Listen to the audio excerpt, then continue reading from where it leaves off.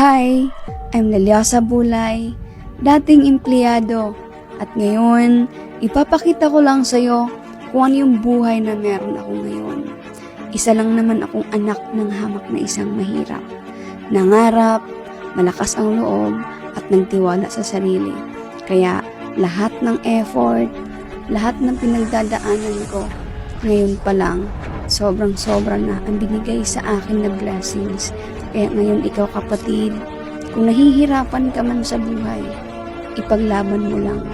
Kasi alam ko, kung nagawa ko na kung ano yung buhay na meron ako ngayon, mangyayari din yan sa'yo.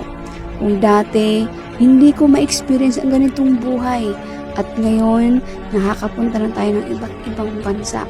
Isa lang tong bansang to, na dito ko talagang na-realize na talagang ang blessed pala natin.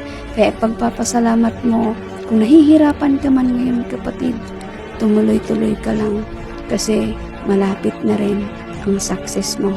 Maniwala ka lang.